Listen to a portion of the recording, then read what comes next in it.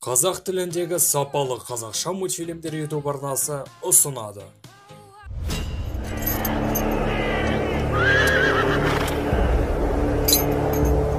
Ей, қазақтар! Дәл осы жерде қандарыңды судай шашып, құзғын қарғаларға жем қыламыз. Батырларыңның басын айза қылып, ұлдарыңды құл, қыздарыңды күң етеміз. Керей, інімнің қаны сенің мойныңда. Қанға қан, шық жекпе-жекке!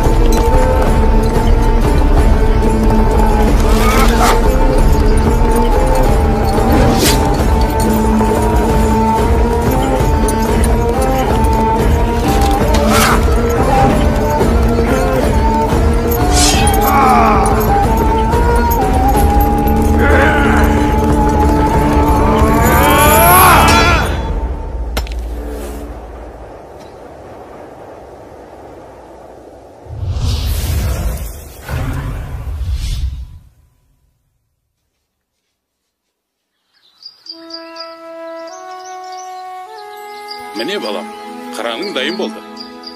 Қандай әдемі. Әке, өзім ұшырайыншы. Жарайды, ала қой. Кез келген халыққа бәрінен бұрын асқақ рух керек. Ал қазақтың ұлттық рухы оның ерлігінде жатыр. Нұрсұлтан Назарбаев.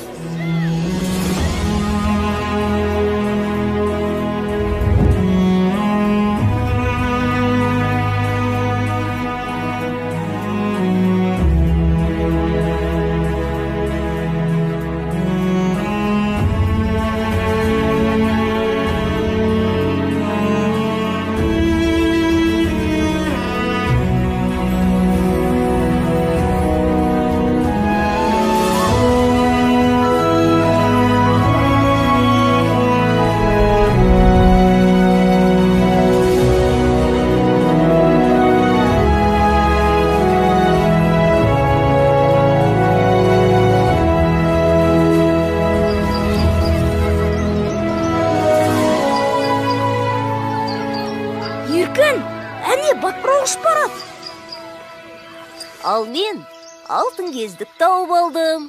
Қане, бері тұршы көрейін. Жоқ, бұл менікі. Қызғаншақ, бермеймін. Бұны мен таптым. Бер дедім мен саған. Сенікі емес. Бұл не жарық? Жаңа кездік қайда? Міне қызық, қайда жоғалып кетті? Төртеу түгел болса төбедегі келет, алтау ала болса ауыздағы кетет деген осы. Бекер таластыңдар. Ата, жаңа ғана мына ескерткіш нұр шашқандай болды. Байқамадыңыз ба? Сонда бұл кісілер кімдер? Балалар, бұл қазақ мемлекетінің негізін қалаған, ұлтымыздың әділетті де батыр хандары, Керей мен Жәнібек. Ата, олар жөнінде айтып беріңізші. Жарайды айтайын. Сонау 15 ғасырдың басында Алтын Орда ыдырап, бір бөлігін Жошының ұрпақтары билеп тұрды. Благодарствуем вам, Барак-хан. Мы передадим ваше послание нашему князю. Сіздің жолдауыңызды жеткіземін дейді, хан ием.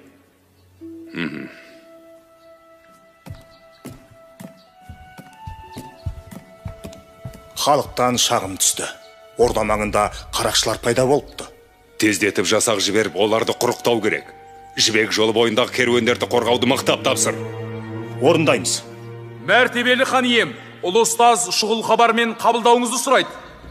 Кірсін. Хан ием, аспан әлемінен үрейлі хабар әкелдім. Айта бер, ұстаз. 77 жылда бір келетін құйрықты жұлдыз көрінді. Ол жер бетіне әсер етпей қоймайды. Қара күштер оянуы мүмкін. Сақтық жасаңыз. Болады. Бауырым, Рубасыларын таңбалы тасқа жина. Бірлігімізді бекемдеп алатын кез келді. Керей мен Жәнібек те барсын. Қазірден бастап ел өміріне араласа берсін. Орындаймыз. Ой, осы тас атудан жалықтым. Соны айтса шыдамым таусылды. Бұған не дейсің, Жәнібек? Сол да сөз бе, Керей? Көрдің бе? Мен саған одан зорын көрсетейін. Үлкен құмыраға қараш. Кәне.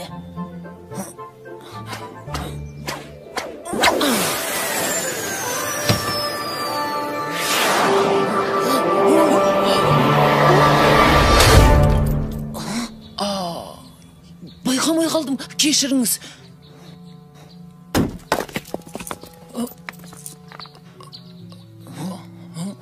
Батыр аға, сақпан атуды, сойылдасуды үйреттіңіз. Енді қылыштасуды үйренсек? Алдымен атуды үйреніңдер. Біз садақ тартып нысанаға тигізуді білеміз. Қалай? Ол қозғалмайтын нәрсе. Сендер қашқанға тигізіп, атқаннан бұлтаруды үйреніңдер. Сонда тышқан атамыз ба? Барақ хан таңбалы тастың басына жиналуды тапсырды.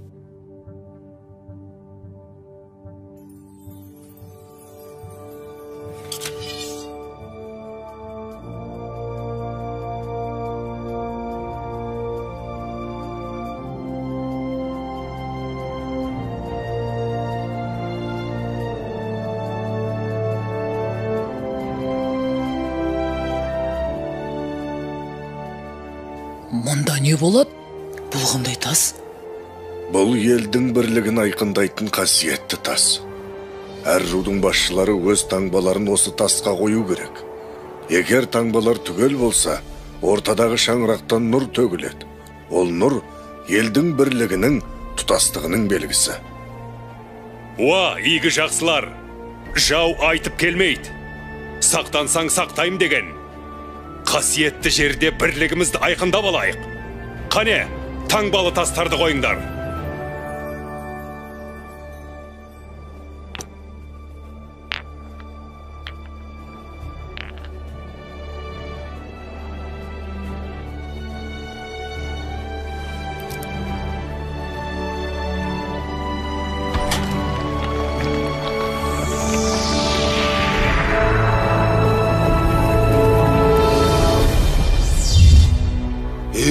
Неге нұр төгілмеді? Қарабектің таңбасы қойылмады. Өзде көрінбейді. Қайда жүр өзі? Болат Сұлтан, сен не дейсің? Ол неге келмеген? Хан ием, Қарабектің келмегені ел бірлігін жақтамағаны ғой. Онсыз нес, Қарабектен ондайды күтпеген едік. Іштен шыққан жау жаман. Әйтеуір арамызға ірткі түспесін. Құйрықты жұлдыз көрінгенде қара күштер бас көтереді. Солардың ісі болмаса жарар еді. Ал біз ұрпаққа бірлікті мұра етіп қалдыруымыз керек. Онсыз болашағымыз қараңғы. Ендігі жерде бірлік үшін күресеміз. Батыр ата, енді не болады екен? Қарабек деген кім? Аттарың даяр ма? Иә, кеше ғана тайыма бас білдірдім. Енді менің тайымды үйрету керек. Барыңдар онда. Тез.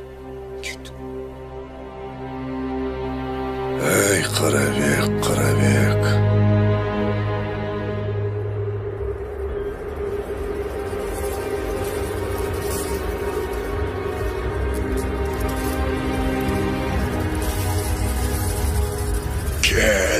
Келе бер.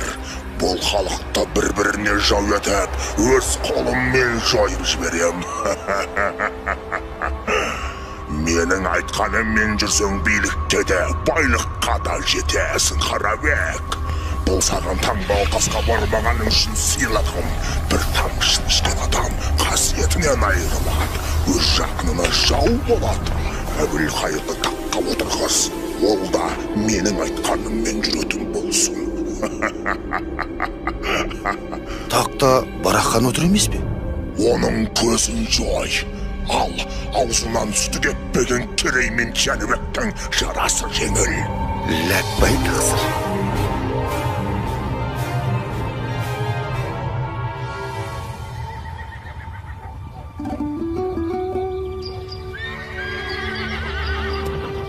Ассалаумағалейкум.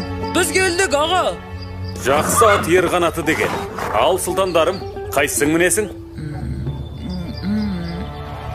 Не бол, әлде қорқып тұрсың? Мен бе?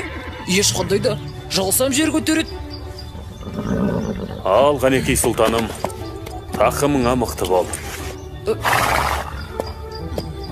Айтчу, жаман.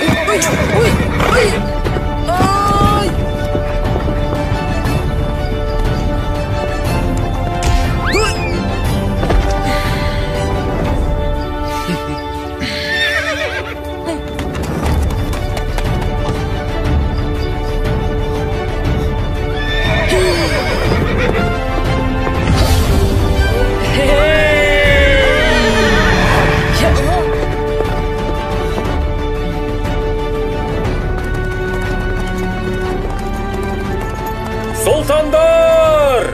Алысқа ұзамаңдар! Қызылжар жақта қарақшылар болуы мүмкін!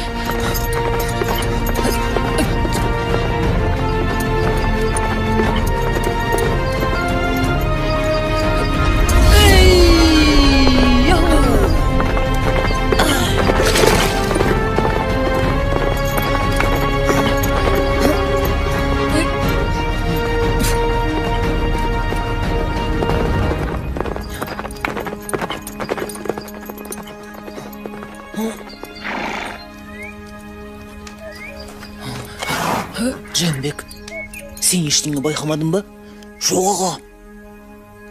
Тыныс алып кеттік ау деймін. Жаңа жылқышаға қарақшылар туралы айтқан еді. Қарақшы? Мен өмірде қарақшыларды көрмеппін. Әне, анда біреулер бар сияқты. Керей, өтінемін, көрейікші. Жарайды. Бірақ көреміз де қайтамыз. Әттен қарауымыз жоқ. Менде сақпан бар.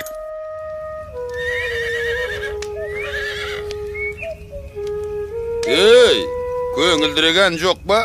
Біздің билегіміз келіп тұр. Көңілдісін өзің бастамасаң.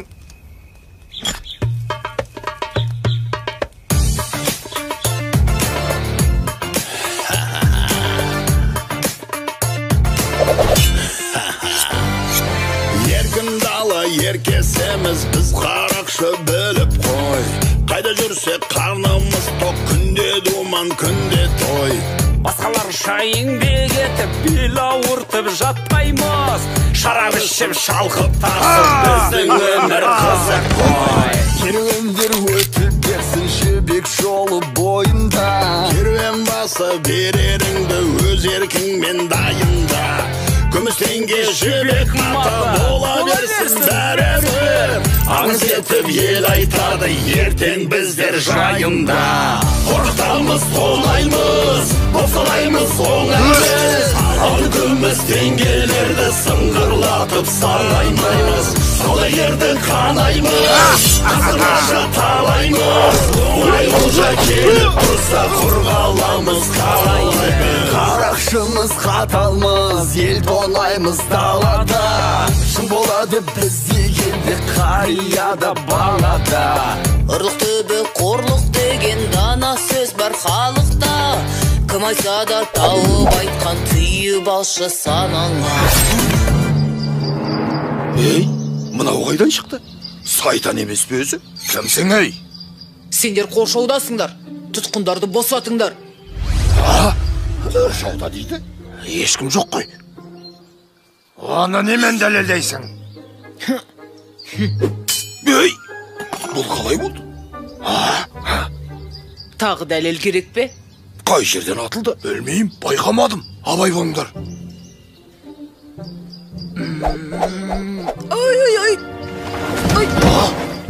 Ай. Зәремізді алды ғой. Албақ мұрын, енді не дейсің?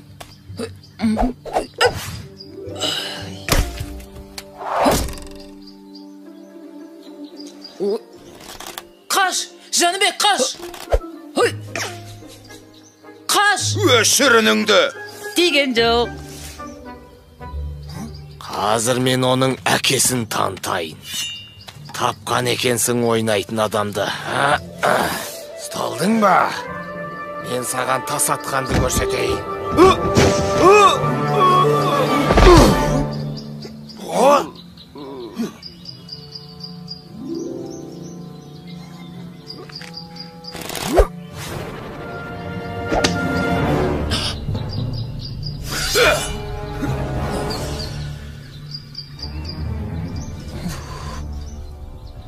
Қане бұлай тұр.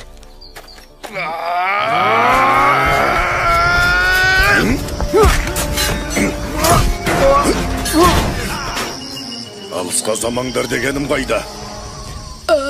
Біз тай үйретіп. Бұрай қайдан ештеңе шықпайды. Керей, тұтқындарды босат. Қазір. Айғайлама дедім ғой. Құлақты жарасың.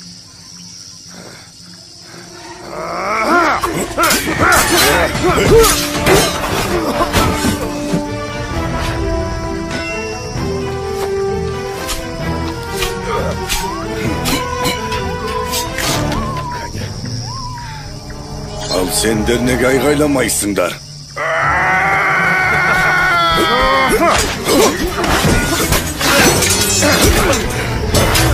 Болды, берліңдер. Мәсіған. Мен құмырашы шебермін. Заттарымызды саудалауға келе жатқанбыз. Қарақшылар қапыда бас. Қай шақардан боласыңдар? Отырарданбыз. Рахмет, балалар. Сендер болмағанда не болар еді? Мен... Бұл Жәнібек, ал мен Кереймін. Мен Айшамын. Ал мынау сендерге естелік болсын.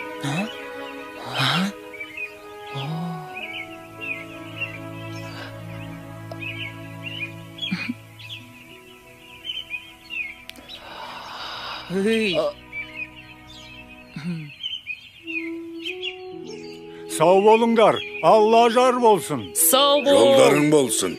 Сау болыңдар, балалар.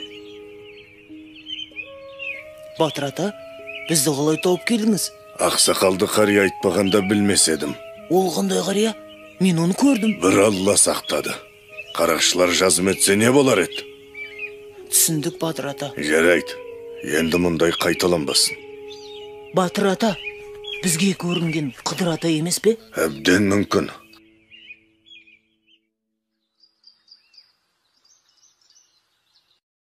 Сендер не күлкен тыңдамайсыңдар? Ордадан рұқсатсыз алшақ кеткендерін қалай? Әке, мен кінәлі, мен. Хан әке, менен болды, кешіріңіз. Осы істерің ел бастайтын сұлтандарға лайық па?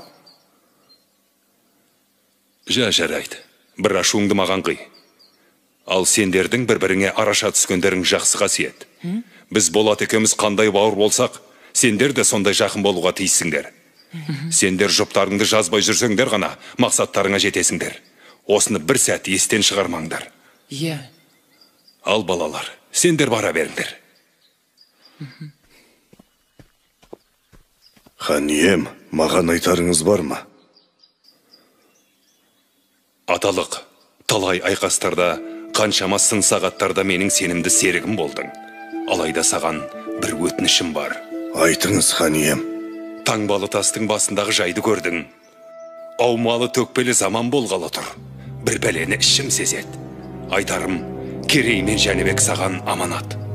Алаң болмаңыз, хан ием. Олар үшін жаным құрбан.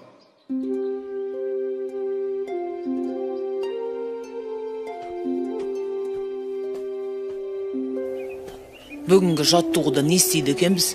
Тағы да сақпан атпасақ болғаны. Батыр ата, өткендегі қашқанға тигізіп атқаннан бұлтару дегеніңізді түсінбедік. Қорамсаларыңды алыңдар.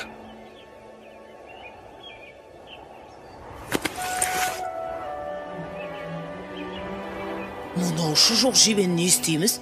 Тайларыңды атыңдар. Не үшін? Ет ауырады ғой. Бұл тай сендерге сауын бие емес. Жорық аты болсын десеңдер. Атыңдар. Атыңдар.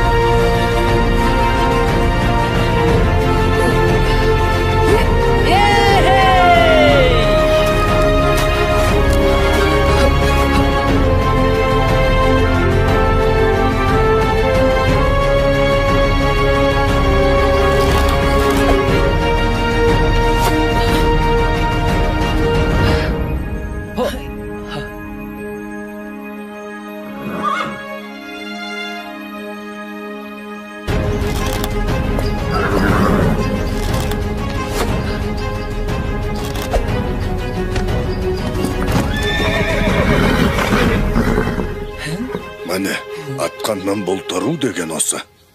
Жылқы көзі жылғадағыны көрет деп қазақ бекер айтпаған. Енді бұл тайларың сендерді жауып тұрған жебенің арасынан алып шығады. Ал шаң-шұң ұрысқа көкпардың додасына түскенде үйренеді. Түсіндік, Батыр ата. Біз ұрысқа дайынбыз.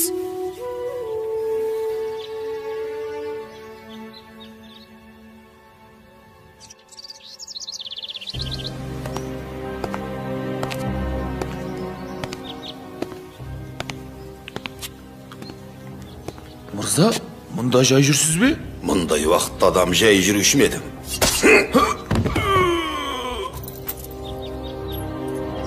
Мынау Қарабек емес пе? Мен сендерге бостандық сыйлаймын, бірақ оның өтеуі бар. Не істеу керек? Әйтсе де сендер үшін түк емес. Қысқасы, таңертең барақ хан Моғолстан ханы Есенбұғаға қонаққа барады.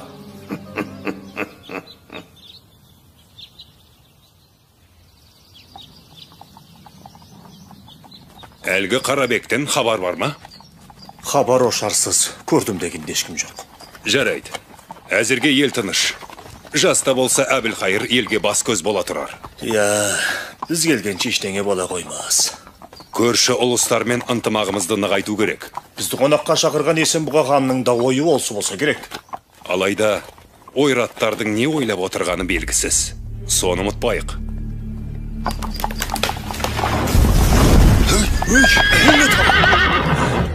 Хан ем, абайлаңыз! Ханда! Қалғандарыңмен шатыр құрыңдар! Тезіре! Ауру!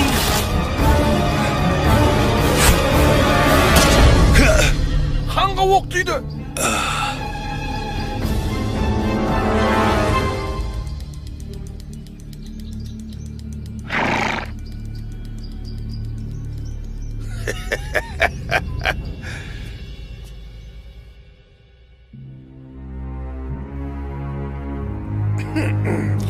Әбілқайыр сұлтанның дастарханынан дәм тату біз үшін үлкен мәртебе. Қарабек, дәстүрді бұза алмайым. Қонақ болсаң отыр. Қаралы хабар естіп, қабырғам қайысып отырған аздай. Сен не бетіңмен келіп отырсың? Таңбалы тастағы таңбаңның жоғын қалай түсіндіресің? Түсіндірейін, сұлтан. Барақ хан өлді. Болат сұлтан ауыр жаралы. Ендігі тақсыздікі. Ей, Қарабек, сен сатқындығыңмен қоймай мені азғырайын дедің бе? Сұлтаным, ас иесі мен дәмді. Менікі жай ақыл ғана. Әттен қонағымсың. Әйтпесе басыңды алар едім. Сабыр сақтаңыз. Ертең сіз хан болғанда, менің басым сізге керек болады. Хан болып ел басқару оңай дейсің бе?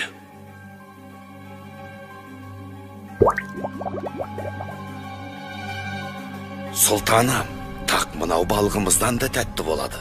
Дәмін алсаңыз құмарына түсесіз, әлемді басып жан шисіз, дегеніңізге жетесіз.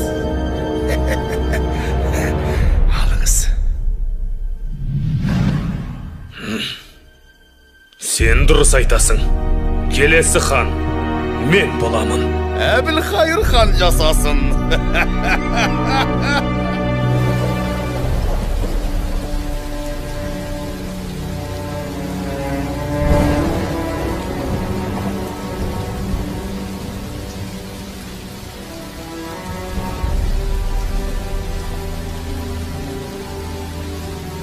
Жәнібек, қайғыңа ортақпын.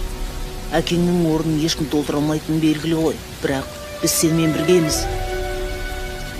Бұл опасыздардың ісі бір ұшы сендерге тимес екен.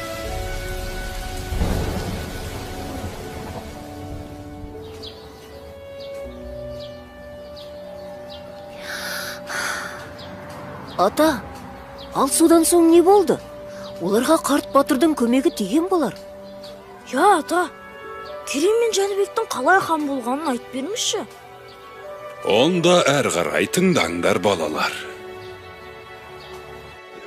Әбілқайыр салған салық мөлшері халыққа ауыр тиіп, ханға деген ел наразылығы күннен күнге күшейе түсті. Елдің қасіретін көріп, Керей мен Жәнібек те ер жетті.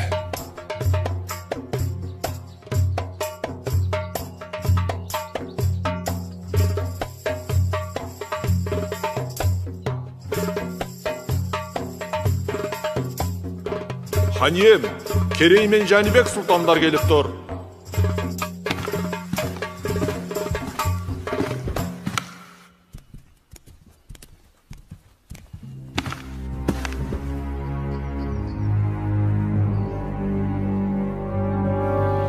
Иә, сөйле, Керей.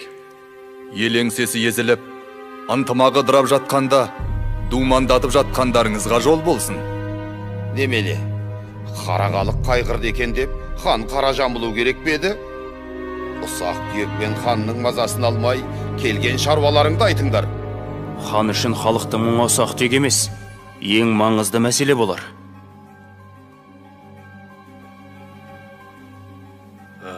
Хан аға, көзіңізді ашыңыз. Таңбасын бөлек салған мына Қарабекке төрден орын беріп, тайраңдатып қойғаныңыз. Тоқтат! Мен сендерге аға емес ханмын. Ендігі жолы алдымда тізерлеп отыратын болыңдар. Маған ақыл айтуға келген болсаңдар, боссыңдар!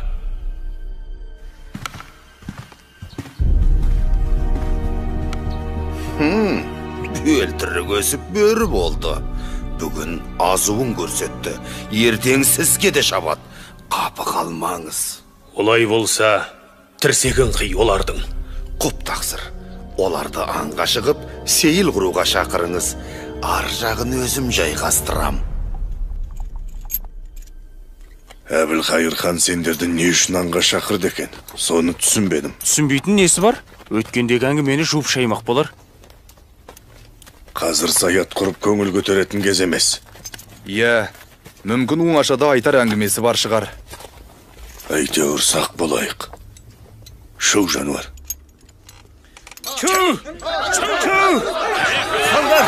Стандар! Ай, қамысына кірет қазір! Стандар, ашыңдар!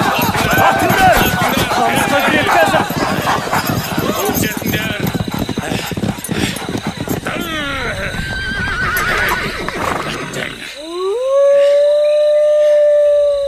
Ал сұлтандарым, қанжығасы майланған бірінші адамға алтын зерлі қасқыр ішік жабылады. Бәрекелді, ханның жомарттығына разымыз. Ал, қамыс ішіне кім кіреді? Мен кіремін. Мен де әзірмін. Сендердің өжет екендеріңе күмәнім жоқ. Алайда сақ болғайсыңдар. Оу, батыр, шәкірттеріңнің шамасын көрейік.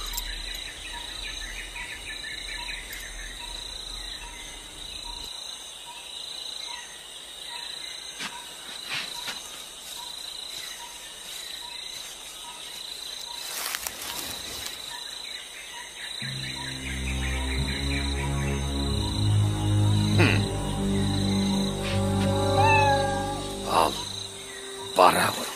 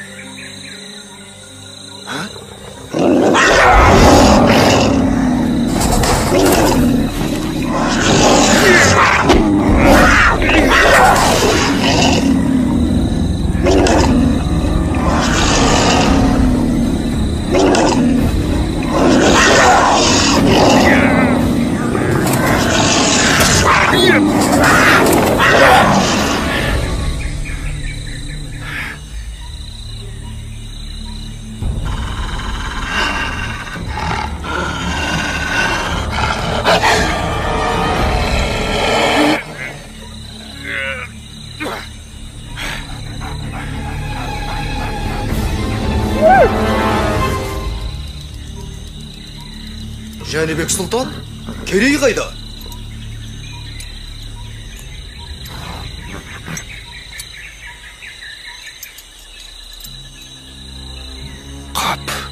Болмады. Жәнібек Сұлтан жасасын. Жаса, Керей Сұлтан. Сұлтандар ерледі. Олардың батыр болып өскенін көрдің ғой. Қалайда көздерін құрту керек. Иә, олардың батырлығы сорымыз, көздегені тағыңыз. Ендеше, тездетіп амалын тап. Орындалады тақсыр. Хан ием, Ойрат ордасынан елші келді. Әбілқайыр хан, қонтайшымыз саған дұғай сәлем айтты. Бұдан бұлай, Ойратқа салық төлейсің. Уақытында төлесең өмірің тыныш, ордаң бүтін болады. Дұрыстап ойлан, қонтайшы ек сөйлемейді.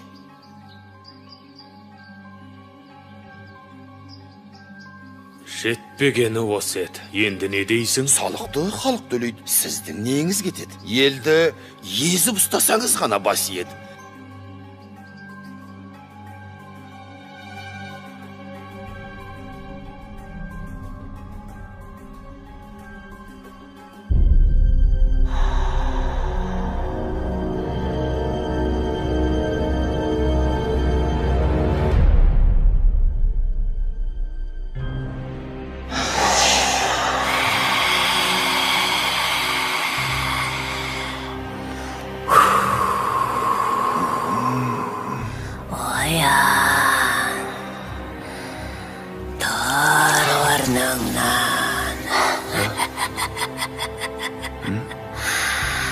Менің соңымнан ер.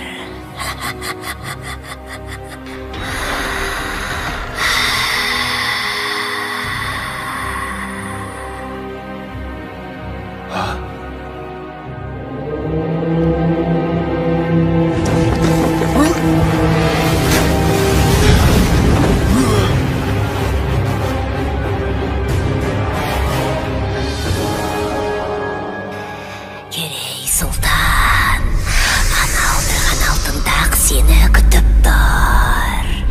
Әйтпесе, Жәнібектің де көздегені сол тақ. Керейдің де көздегені сол тақ. Әкеңнен қалған таққа ие болғысы келеді. Ал ол тақтың мұрагері тек қана сенсің. Тақ бар жерде бақ бар, дүние байлық, билік пен мансап бәрі сонда. Бірақ тақ біреу, ал сендер екеусіңдер. Кім бірінші жетсе тақ соныкі. Тезірек, тезірек.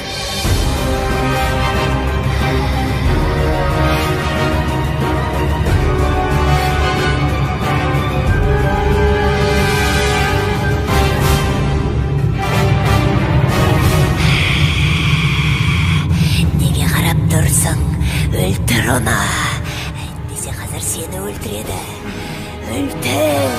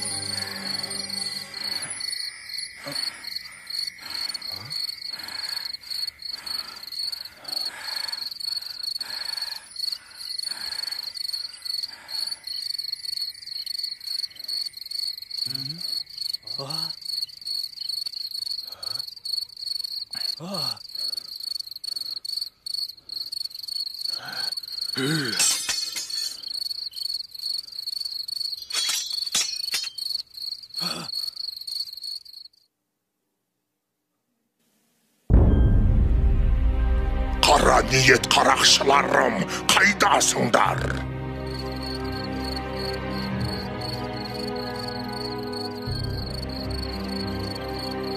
Бұлар баяғы қарақшылар емес пе? Иә, дәл таптың, сұлтан. Сендердің кесірлеріңнен біз тарға басқа қамалып қорлық көрдік. Ал енді сен де біліп ал, Жәнібек сұлтан.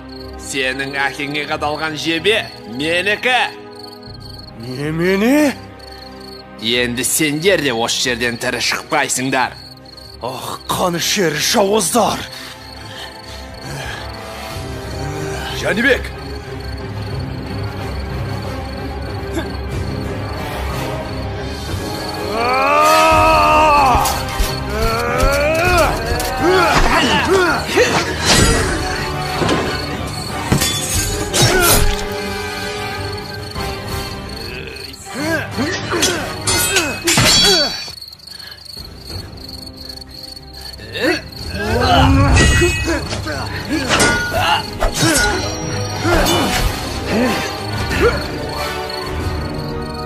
Жәнібек, өлтіре көрме, өтінем! Шымын жанымды қия көр!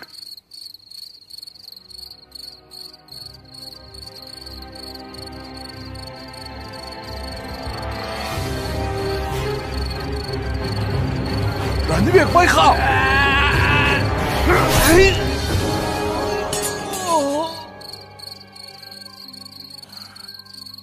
Бұлар баяғы қарақшылар емес пе? Иә, солар. Менің әкемді де осылар өлтіріпті. Бұл сендерге жасалған екінші қастандық. Ал бұларды кім жіберген? Қарабектің ісі емес пе? Әбден мүмкін. Таңнан қалмай жолға шығамыз. Біраз уақытқа дейін бой тасалау керек. Қайда барамыз? Ұлы ғұламалар шаһары Отырарға. Отырарға? Айшаның ауылына ма? Саған айтты ғой, ғұламалар еліне деп.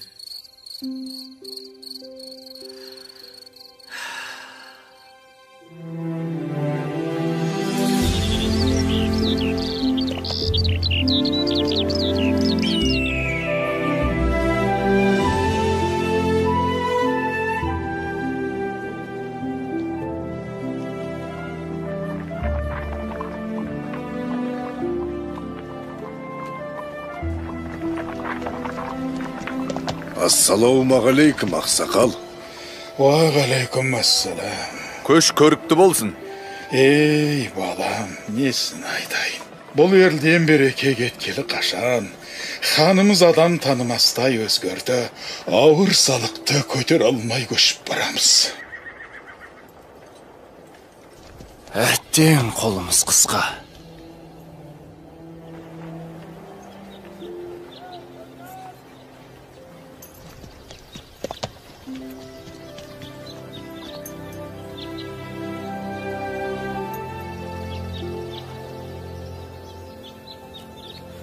Қозы көш жер жүрдік, жағашпайсыздар ғой тіпті. Іштеріңіз піспады ма?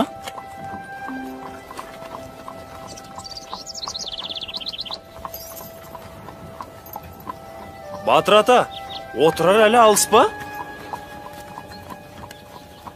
Олай болса мен сіздерге ән айтып берейін. Жол қысқарсын.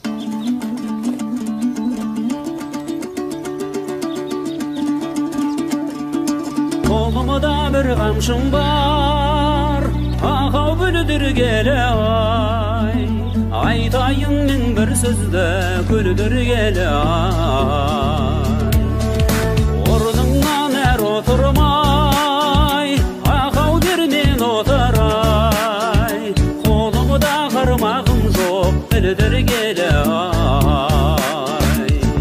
Ай-гай, ай-гай, ай-гай, ай, ағдабиғай бүлдіргелі ай. Ай-гай, ай-гай, ай-гай, ай, ағдабиғай бүлдіргелі ай.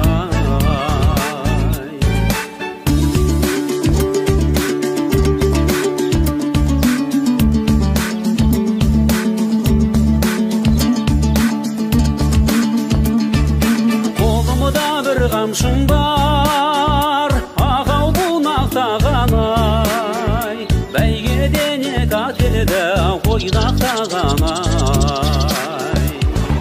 Жүрмесін сен аман, ақау деу қарағым ай. Көзіңнен айналайын жайнақтаған ай.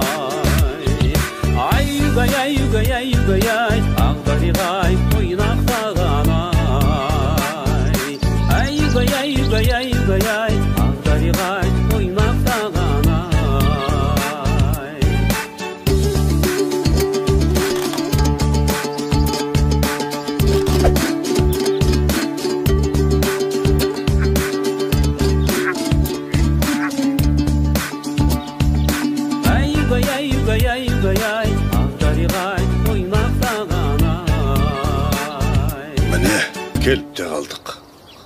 Отырар ғажап қала екен. Көгілдір күмбездері қандай? Иә, бұл шаһарда Айша тұрады. Мен жай әшейін, расында да әдемі қала екен. Югая. Ішке кірейік.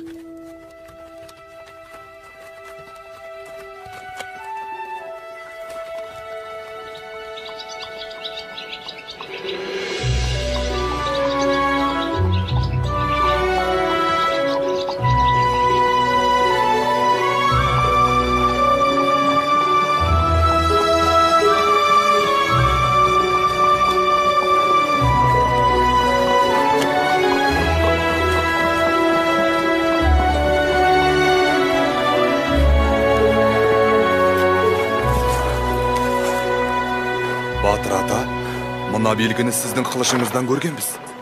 Иә, дәл өзі. Оны дұрыс аңғарғансыңдар. Ішке кірейік. Енді ұстаханаға не үшін келгенімізді түсінесіңдер.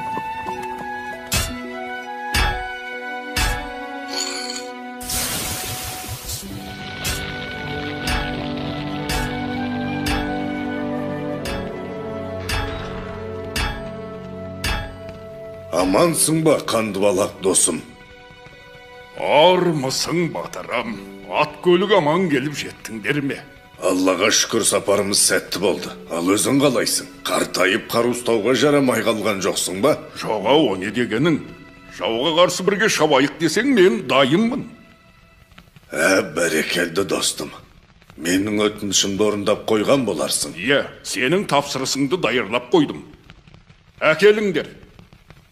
Мынау менің шәкірттерім. Саған берген тапсырыстың иелері осылар.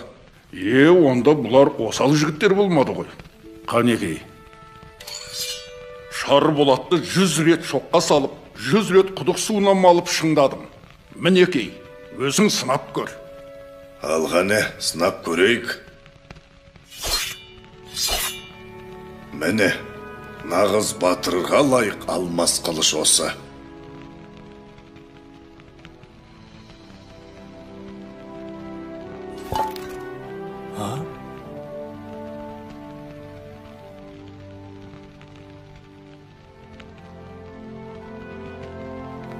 Сіздерге рахмет.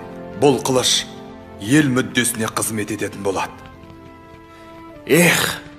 Жаумен бетпе-бет келсем ғой, жайратып салатын. Ол күнде алыс емес. Бірақ күш пен қарудан маңызды нәрсе бар. Енді сендерге соны үйрену керек. Біз қашанғы үйрене береміз? Ержеттік емес пе? Құдай қаласа сендер келешекте ел бастап халық қамын жейтін азамат боласыңдар. Дана, кемеңгер адам ғана елін әділ басқарып дегеніне жеткізеді.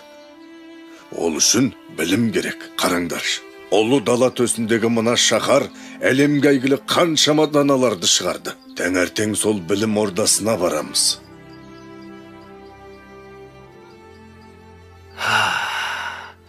Қандай ғажап қала.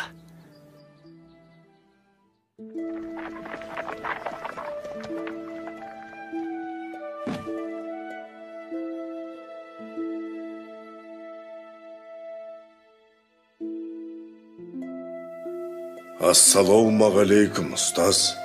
Уағалейкум ассалам, бауырларым. Төрлетіңдер. Қателеспесем, Болат сұлтанның ұлы Керей мен Барақ ханның ұлы Жәнібек сұлтандар емес пе? Иә, бойымдағы бар өнерді үйреттім. Енді сұлтандар білім алса деймін. Тағы бір айтарым, бұлардың мұнда келгенін ешкім білмеу керек. Түсіндім. Ал сұлтандар адамзат ақыл ойының бар қазынасы жиналған жер бетіндегі ең үлкен білім орнының бірі Отырар кітапханасына қош келдіңдер. Білекті бірді, білімді мыңды жығар деген. Міне мынау адамзаттың екінші ұстазы өзіміздің Әл-Фараби шығармалары. Мынау Барзғандық Махмуд Қашқари, ал мұнда баласығындық Жүсіп еңбектері.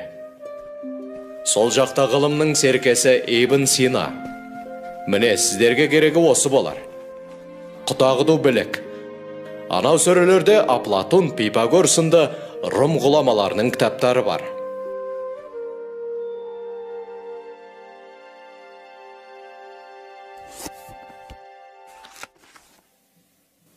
Иә, бұл шығыстың шайыры Омар Хайям.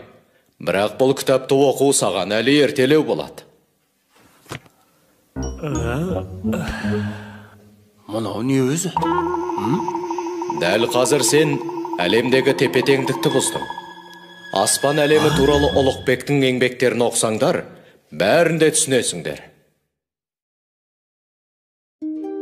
Ал жерге жақындап келе жатқан құйрықты жұлдыздың бетін қайтару туралы бұл кітаптарда ештеңе жазылмаған ба?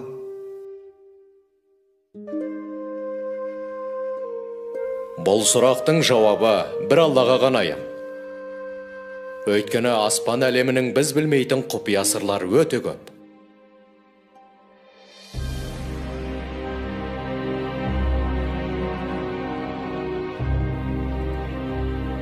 Айтқаныңды орындадым, әміршім. Елдің бірлігін жойып, берекесін кетірдім. Орданың шаңырағы шайқалып тұр. Сен Керей мен Жәнібектен көз жазып қалдың. Оларды қайткенде де табу керек. Сол екеуін қолдайтын бір күш бар екен анық. Түсіндім. Жер астына кіріп кетсе де табамын.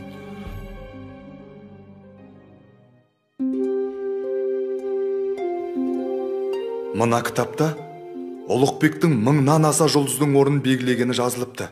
Және ол Әбу Насыр әл-Фараби бабамыздың еңбегіне көп сүйенген екен. Ол кісілерде көп ғылымды игеру қайда? Неге олай дейсің? Біз де жақсы білім алуға ұмтылуымыз қажет.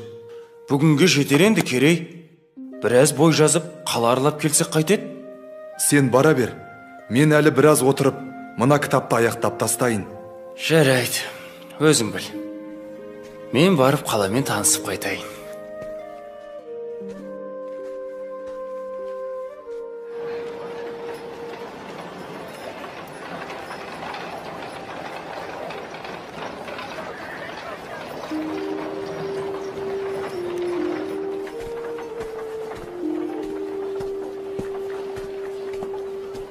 Амансыз ба, бейтаныс ару?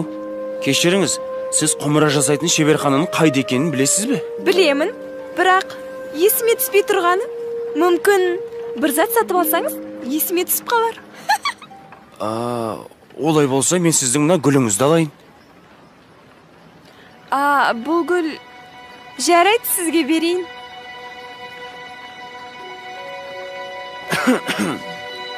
Иә, есіме түсті. Мына көшеге бұрылып тіке жүрсеңіз, алдыңыздан биік мұнаралы үй шығады. Сол тұстан шеберхана көрініп тұр. Рахмет сізге. Келіп тұрыңыз, мырза. Хоп.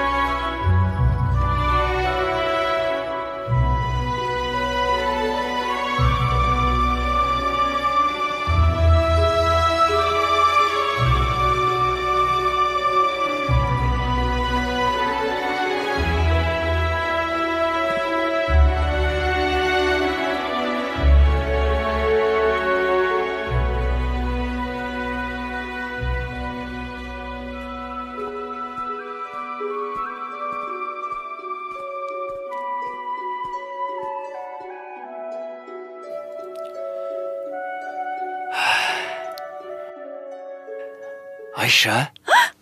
Бұл кім өзі? Жігітім, жай ма? Мен жай Айша керек еді. Айша ма? Ол келесі шеберханада. Айып етпеңіз, қателесіп қалыппын. Қабат деген ай, ыңғайсыз болды. Сәлем бердік. Қазір күте тұрыңыз. Мен жаңа ою үлгісін жасап жатырмын. Былай, енді былай. Міне, дайын болды. Айша, мен... Әкеліңіз.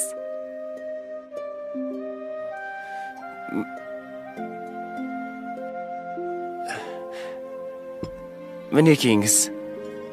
Иә, бұл құмыра 6 жыл бұрын менің шеберханамда жасалған. Мұна жердегі бояуы кетіпті ғой. Бірдеңе тиген болар.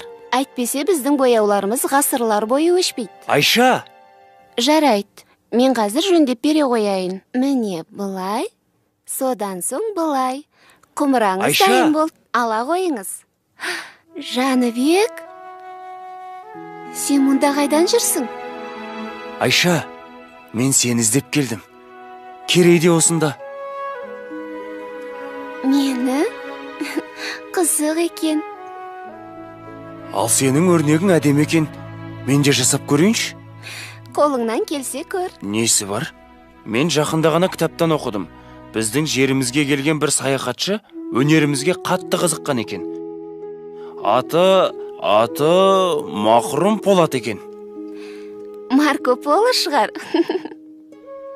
Солай болар. Міне Айша, дайын. О, шабытпен салынғаны көрініп тұр. Рас айтасың ба? Жоқ, ойнап айтам.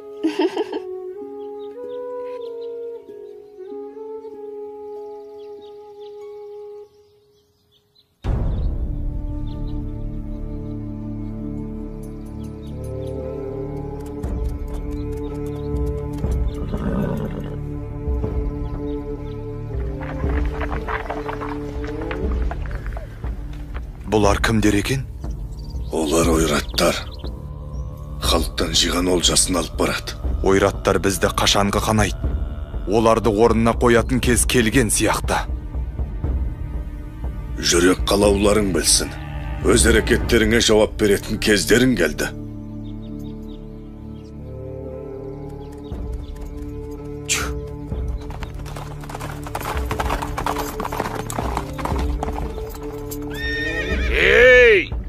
Біздің жолымызды бөгейтіндей сендер кімсіңдер? Біз Әбілқайыр ханнан тиесілі салығымызды алып келе жатырмыз. Жолды босатыңдар. Әйтпесе... Мен Болат Сұлтанның ұлы Кереймін. Халықты жылатып жинаған құн салықты осы жерде қалдырыңдар. Ал Қонтайшыға айта бар. Енді біздің елді мазаламасын. Мынау не деп тұр өзі? Басыңды шауып, Қонтайшыға қоса апарайық онда.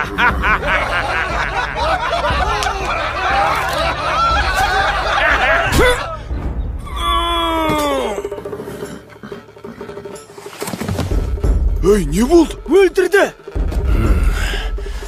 Кетті Керей. Шу!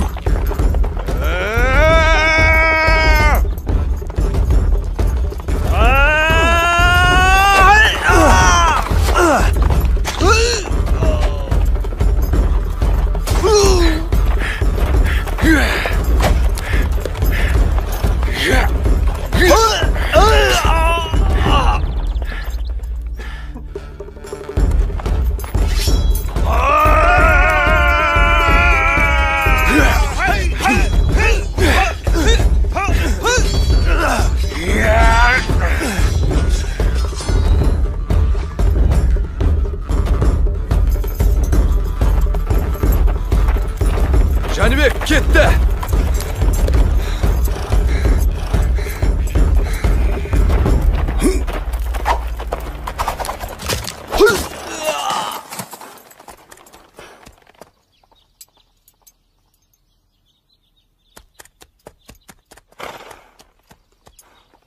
Кім екенімізді көрсеттік ау шамасы.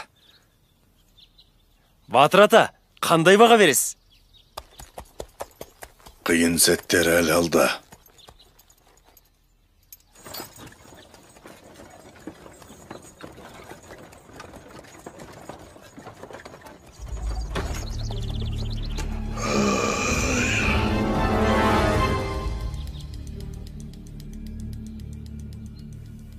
Бай болсаң елге пайдаң тисін. Батыр болсаң жауға найзаң тисін деген осы. Өркендерің өссін қарақтарым. Бірақ бүгінде күлкімізден күңіренісіміз көп болып тұр. Үстем салықтан ел қатты жүдеді. Бұл заман қайда барады екен? Қабырғамыз қайсып жүргелі қашан? Қайда барсам, халықтың айтары осы. Түнде ұйқымыздан, күндіз күлкімізден айырып отырған бұл біздің де мұңымыз. Мына ұлы даланы мекен еткен бабаларымыздың әділдікті ту етіп, елін еркін өмірге жеткізген ерліктері тасқа қашалып жазылған. Еркін ел ғана алдына асыл арман қойып, мақсатына жете алады. Бақ ынтымаққа барады екен. біз бірігіп қана мақсатымызға жетеміз. Ел болып, ірге бекітіп, еңсе көтеретін кез келді ағайын. Қыр астында көз алартып жау тұр. Ұлымыз құл, қызымыз күң болмасын десек, ошағымыздың түтіні түзу шықсын десек, 5 саусақ бірігіп жұмылайық. Шешу шұрысқа түсетін кез келді. Ниетіміз бір болса, батаңызды беріңіз, ақсақал.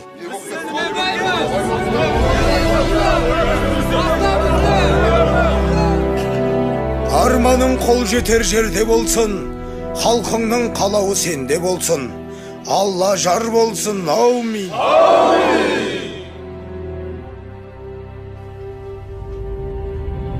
Я, айта бер, не бітірдің? Ханды азғырып, Жәнібек пен Керейге қарсы айдап салған едім. Болмады. Мен берген қара дәрінің әсерінен бе, жорыққа бара жатқан ханымыз жолда қайтыс болды. Енді не істейміз? Тыңда, Қарабек, сен Қоңтайшыға барып, оның сеніміне кіруге тырыс. Ханның қайтыс болғаны туралы хабар оларға ендігі жеткен болар. Ойраттардың сақшыларына шабуыл жасаған Керей мен Жәнібек екенін айтып бар. Оны білсе Қоңтайшы олардан кек алмай қоймас. Ал екі сұлтанмен соғысып, әбден әлсіреген сәтте Қоңтайшының көзін жою қиын емес. Оқтың ба? Оқтым, әміршім. Сонда так менікі болады.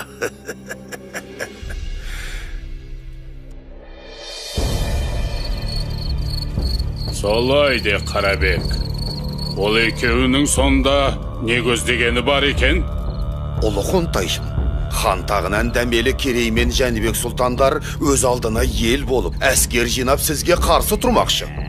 Егерде сіз олардан бұрын әрекет жасасаңыз, бүкіл Дешті Қыпшақ жеріне өзіңіз ие боласыз. Жаман емес. Маған мыңбасы қара жалды шақыртындар.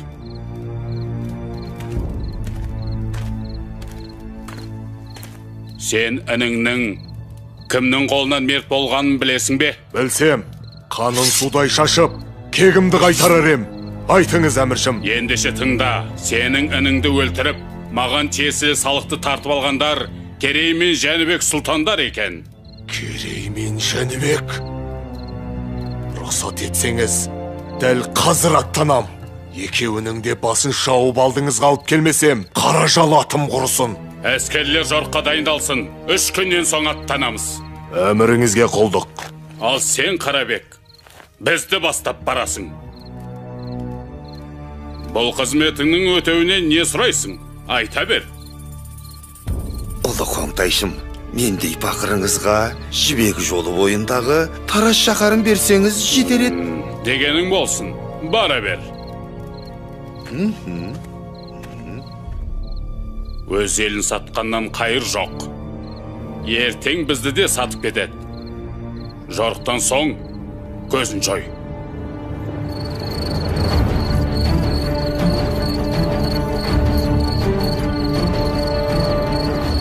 Олар жорыққа шыққалы жатыр. Қолы бізден 2 есе көп.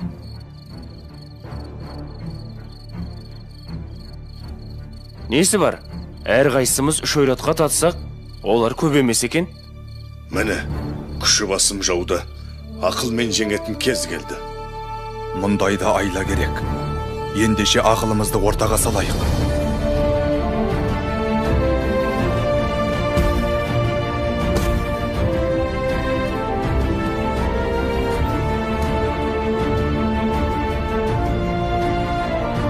Әне, қарауыл төбеден белгі көрінді.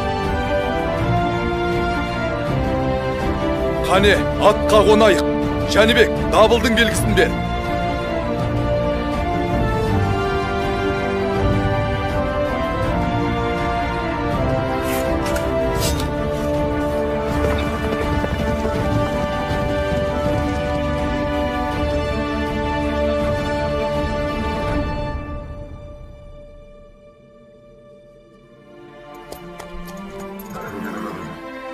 Сарбаздар, кім екенімізді танытар сәт туды.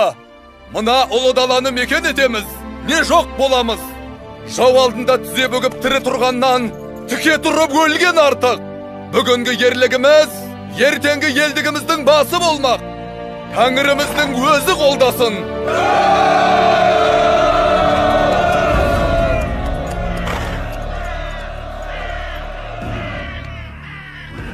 Олардың қолы қанша? Бізден 2 есе аз, әміршім. Қарашал!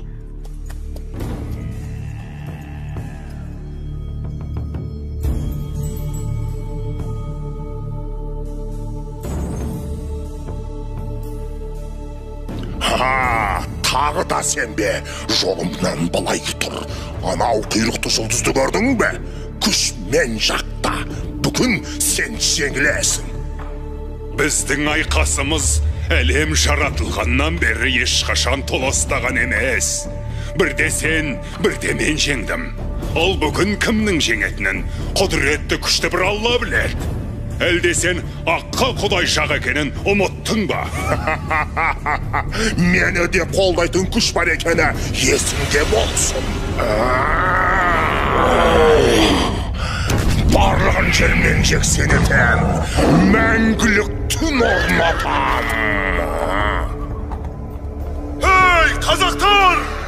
Дәл осы жерде қандарыңды судай шашып, құзғын қарғаларға жем қыламыз. Батырларыңның басын айза қылып, ұлдарыңды құл, қыздарыңды күң етеміз. Керей, інімнің қаны сенің мойныңда.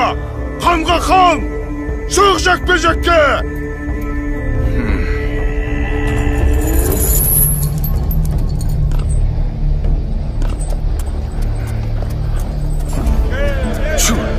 Kerey, Allah şarm olsun.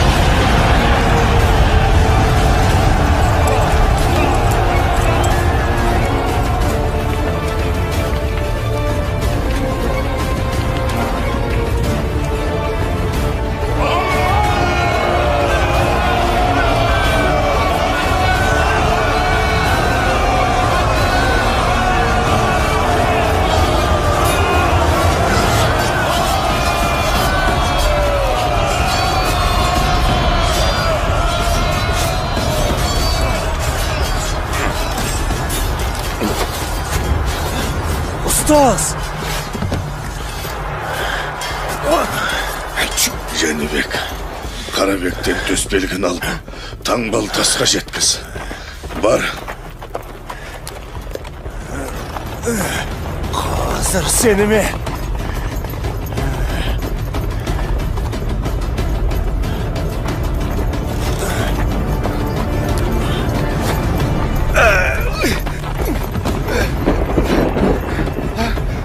Жәнібек, кешір. Мен сенің әкеңдің сенімді серік едім ғой. Мені қара басты, мені сайтан азғырды. Тірі қалдырсаң, өмір бақи құлыңма өтем. Жәнібек, өтінем. Онда бар сол сайтаныңа.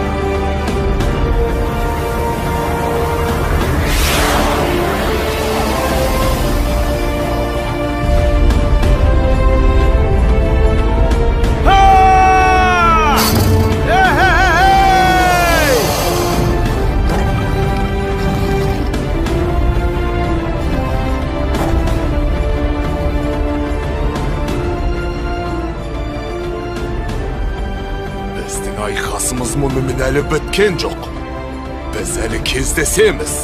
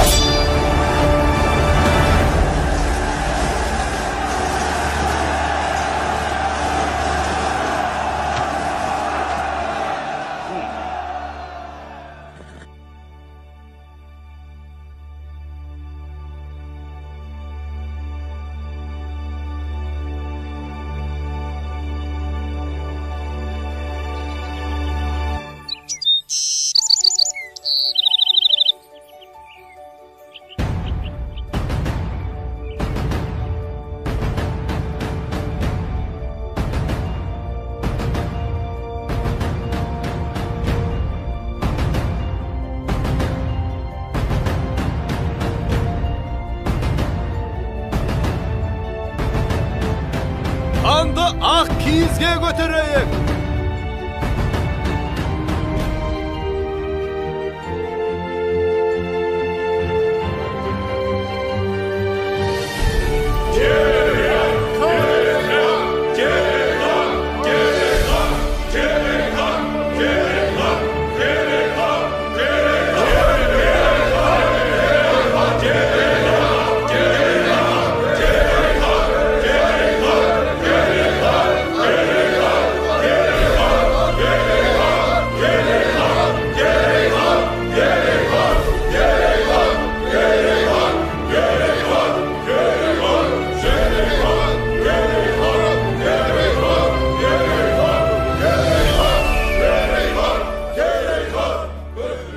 Халқым, біз бүгіннен бастап қазақ деген ел боламыз.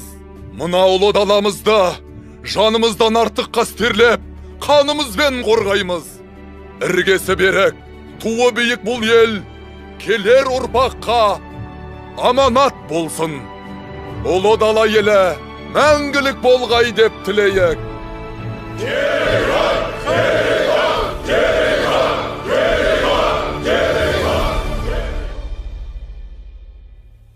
Міне балалар, бұл бабаларымыз осылай қазақ елінің іргесін қалап, келер ұрпаққа, яғни мына сендерге аманат етіп қалдырған. Қандай ғажап оқиға. Өткен тарихымыз ерлікке толы екен ғой ата. Дұрыс айтасыңдар балаларым. сендер өз тарихымызбен мақтануға тиіссіңдер. Еркін, Болат, үйге қайтыңдар, кеш болып қалды. Рахмет сізге, ата. Біз де өскенде елімізді қорғайтын батыр боламыз. Сау болыңыз, ата. Мақсаттарыңа жетіңдер, айналайындар.